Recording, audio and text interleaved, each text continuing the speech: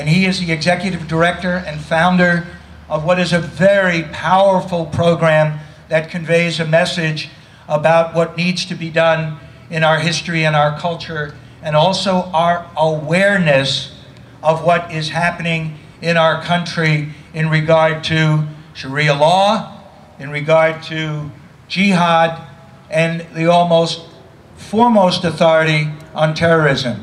I'd like to introduce who is now a very dear friend, who has participated long distance, across the state, if you will, in helping getting this launched and has been following this event over the last couple of years. And I'd like to introduce you to my friend and yours, Tom Trento.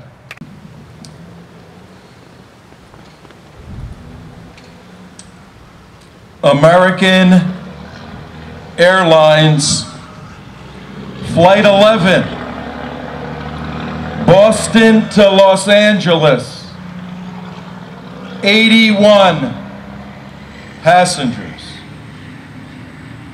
United Airlines 175, Boston to Los Angeles, 56 passengers. American Airlines 77, Washington, D.C. to Los Angeles, 58 passengers. United Airlines Flight 93, Newark to San Francisco, 37 passengers.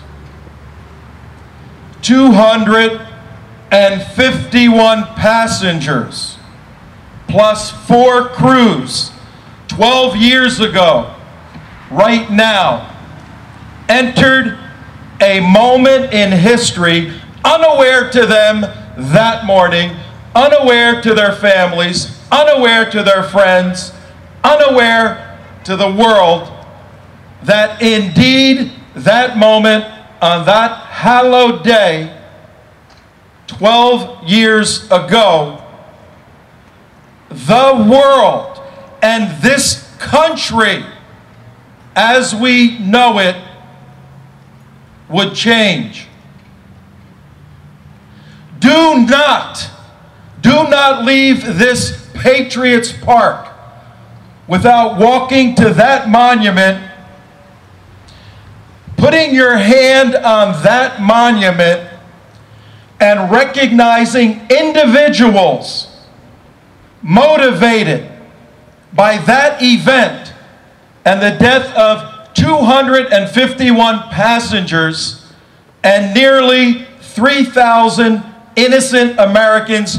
Do not leave this park without touching that black granite and asking yourself the question, what does it take for a man or a woman to volunteer by their own volition to step forward and engage in an activity that may indeed result in your name being engraved in granite? Good morning, Tom Trento here to say hello to everybody. How you all doing today? What's going on? We got the North over here. You alive, North? Can we hear you a little bit? We got the North over here and the South over here. Say hello, South. Is this a beautiful day or what? It's a solemn day without question. It's a hallowed day without question. And we're here to recognize those elements. But I would be remiss standing in front of flags at half-mast. I would be remiss if I didn't also challenge everybody here to recognize that this is a day of anger, of indignation. This is a day of righteous anger, righteous indignation. What took place and what is taking place is no small feat, no small activity. Ladies and gentlemen, we are in the definitive battle in the epic of mankind ever. We're in a battle that has the capability to bring about, no hyperbole here, to bring about the end of the world as we know it now. And there is a determined enemy, unknown by this administration, and sadly the administration before, unknown in its essence. Terrorism, that's not the definition of what we're fighting. Extremism, not the definition of what we're fighting. I don't know about you, but those of you who have served here know it's difficult to defeat an enemy you cannot name. We are in a battle where more names will be engraved on more granite in this country, and the prospect of winning going forward, as I see it and many others that do the work I do, is slim to none in terms of defeating this enemy. You see, this enemy, which is Islam, I'm not qualifying radical Islam or Sharia Islam. The enemy is Islam. It's not our job to tell Islamic scholars that they're wrong in their belief about Dar al-Hijra, Dar al-Islam. One of the doctrines of Islam is Islam, not radical Islam or moderate Islam. Islam, one of the doctrines, one of the defining elements of that system, and Islam is primarily a governmental political system with a religious veneer. It is dedicated, when you apostatize as a Muslim out of Islam, you become an enemy of the state, a traitor, because Islam is a state supremacist totalitarian system. What I'm saying right here is unknown to John Brennan, the head of the CIA, unknown to him. It's unknown to Valerie Jarrett, chief advisor, and Susan Rice, to this president on national security. Islam, by its doctrine, by its scholars, is in a constant state of war. Dar al-Harb, constant state of war against the West, the infidel, the Jews, the Christians. Until we understand and have a war footing that is constant, the enemy will prevail. Maybe not kinetically, but there's a cultural Islamic jihad going on in this world, equally, if not more deadly and dangerous to Western civilization. And you will see it today manifested in kumbaya interfaith meetings, where the Islamic subtle infiltration, IO, influence operation modalities are taking place.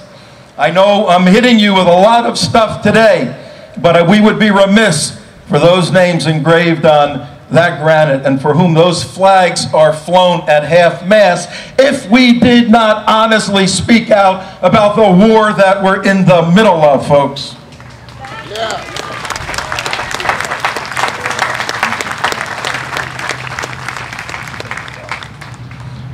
Okay, a couple of points and then we will move on. It is critical as humans. I happen to be a Christian. It is critical as a Christian to make a distinction between the system of Islam and a human being who is a Muslim. I am commanded and I desire to love all people. I do not hate, though I'm listed by the United States military as a hate organization. I'm listed by our group here, and some of our guys are right here, the Southern Poverty Law Center, as a hate organization. We only hate individuals that hate that flag and want to destroy the Constitution. It's the only people we hate. They could be any religion. They fall into that, they're my enemy, everyone here, ideological enemy. And if it escalates to the kinetic component, as it has, as it does, then we're doing everything we can to keep that from happening here. There is a love and concern, and if you watch our show and the United West Counterterrorism Organization, we're always talking about assisting and helping Muslims who want to leave the death cult in many respects of Islamic Jihad and come over to the United States, assimilate, be part of this country like my parents and grandparents did coming over from Italy. Any Italian people? Any Italian people here? All right. Macaroni at 12 o'clock, all right? And we're here. We've done that. We've worked with Muslims who have left Islam and converted or not converted out. And I have a public standing offer. Any Muslim anywhere that needs help, it's very difficult to get out of that system. We're here to help them. So we don't hate Muslims. We hate an ideology that is committed by doctrine. It's factually necessary. In fact, if you have taken an oath as a military member of this country or an elected official, you do not have an obligation not to understand the threat doctrine of Islam. You are mandated by federal law to factually understand the threat doctrine of Islam. And when you excise out of the intelligence and military lexicon in 2009 the words jihad, the words Muslim, the word Sharia, and you hand tie and handcuff some of the best warriors on the face of the earth, top tier team, SEAL Team 6, Aaron and Brian Bill, engraved over there, and Benghazi. When you handcuff by ridiculous rules of engagement, if you're trained to be a warrior, to defend and to defend Americans and kill the enemy, and you go and do State Department functions of winning the hearts and minds, the enemy laughs and wonders where the lethality is in America anymore. America has lost its lethality as a doctrine of warfare, though the warriors choose to implement the doctrine of lethality engaged in combat. And for you folks involved in activism here in the States, there's a lethal doctrine of ideological warfare to defeat the Sharia-compliant Islamic doctrine in the schools, in the churches, in the elected arenas. A lot to do. But federal officials, from the president down, are not allowed to not factually understand the doctrine of Islamic Jihad. Once you understand it, you'll be in a better position to defeat it, which we're not. A couple of points I'd like to leave with you. I am getting weary, very weary, of hearing the president and others say that America is war-weary. War-weary. I don't know what war-weary means, but I do know this. When the enemy has a doctrine of eternal warfare against you and has targeted you, you don't have the luxury of being war-weary, particularly if you are the commander-in-chief. Those words should never come out of the commander-in-chief's mouth.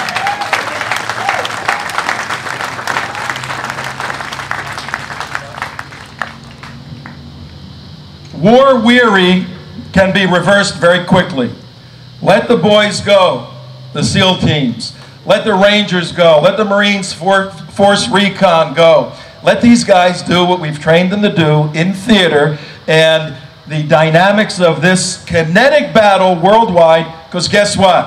As much as the commander-in-chief hoped Al-Qaeda was gone, Al-Qaeda's not going anywhere. It has to be defeated, killed continually, and there's ways of doing that.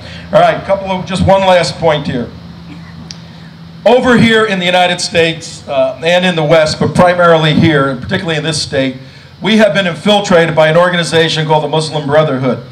Muslim Brotherhood is a for real organization. They're card-carrying people, and they have a doctrine. It's been printed, they live it, they breathe it, and right now there's at least 6 card-carrying members of the Muslim Brotherhood. And when we were saying this 2 years ago, Trento, you're crazy, you're a conspiratorialist. But now, as the Brotherhood has fallen apart in some places in the Middle East, it's advancing here. There's 6 card-carrying members of the Brotherhood in the White House.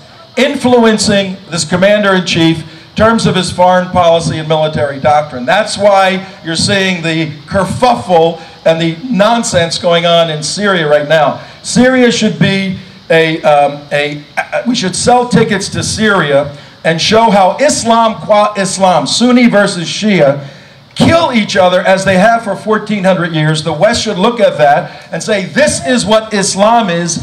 What right do any of these people have coming into the United States and telling us how to run our country? Muslim Brotherhood has infiltrated America. I have with me a few of the books that myself and some others put together. Sharia, The Threat to America. At the end, we're going to sell those. But I have 50 copies of Obsession, Radical Islam's War Against the West. You can have these for free. These two books will give you a phenomenal intellectual and analytical understanding of the Islamic Jihad war we are in. Ladies and gentlemen, for the sake of those flags, of that granite, I pray that there's more individuals that step up like Gene Sweeney. Let's give him a rousing round of applause. And where is Honey? Is Honey anywhere? Where is Honey? Honey is the honey part of Gene. Behind every great man, there's a greater woman. So.